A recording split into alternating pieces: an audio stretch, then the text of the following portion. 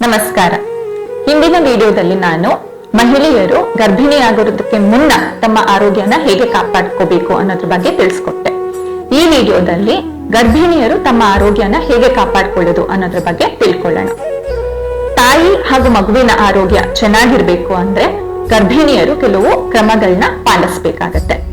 ಎಲ್ಲದಕ್ಕಿಂತ ಮೊದಲನೇದಾಗಿ ಆಕೆ ಗರ್ಭವತಿ ಆದೆ ಅನ್ನೋದು ಗೊತ್ತಾಗ್ತಾ ಇದ್ದ ಹಾಗೆ ವೈದ್ಯರನ್ನ ಸಂಪರ್ಕಿಸಬೇಕಾಗತ್ತೆ.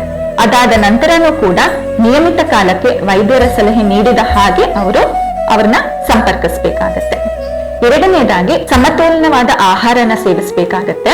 ಅದ್ರ ಜೊತೆಗೆ ವೈದ್ಯರು ನೀಡಿದಂತಹ ಐರನ್, ಕ್ಯಾಲ್ಸಿಯಂ, ಫಾಲಿಕ್ ಆಸಿಡ್ ಮುಂತಾದ ಸಪ್ಲಿಮೆಂಟ್ಗಳನ್ನ ತಗೊಳ್ಬೇಕಾಗತ್ತೆ. ಅಷ್ಟೇ ಅಲ್ಲದೆ ವೈದ್ಯರ ಸಲಹೆ ತಗೊಳ್ದೇನೆ ಯಾವುದೇ ರೀತಿ ಔಷಧಿ ಹಾಗೂ ಮಾತ್ರೆಗಳನ್ನ ಅವರು ತಗೊಳ್ಬಾರ್ದು. ಮೂರನೆಯದಾಗಿ ಜೀವನ ಶೈಲಿ.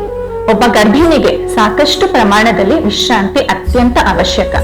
ದಿನದಲ್ಲಿ 2 ಗಂಟೆ ಮತ್ತು ರಾತ್ರಿ ಸಮಯದಲ್ಲಿ 8 ಗಂಟೆ ಅವರು ವಿಶ್ರಾಂತಿ ತಗೊಳ್ಬೇಕಾಗತ್ತೆ. ಇದ್ರ ಜೊತೆಗೆ ಚಟುವಟಿಕೆಯಿಂದ ಕೂಡ ಇರ್ಬೇಕಾಗತ್ತೆ. ಕೆಲವು ವ್ಯಾಯಾಮಗಳನ್ನ ಕೂಡ ಮಾಡ್ಬೋದು.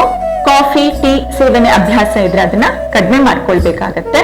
ಅಷ್ಟೇ ಅಲ್ಲದೆ ಧೂಮಪಾನ, ಮದ್ಯಪಾನ ಇವುಗಳನ್ನೆಲ್ಲ ತ್ಯಜಿಸ್ಬೇಕಾಗತ್ತೆ. ಇವೆಲ್ಲದಕ್ಕಿಂತ ಮುಖ್ಯವಾದುದು ಅಂದ್ರೆ ಮಹಿಳೆಯರಿಗೆ ವಾರ್ನಿಂಗ್ ಸೈನ್ಸ್ ನ ಬಗ್ಗೆ ಅರಿವಿರುವಂತದ್ದು.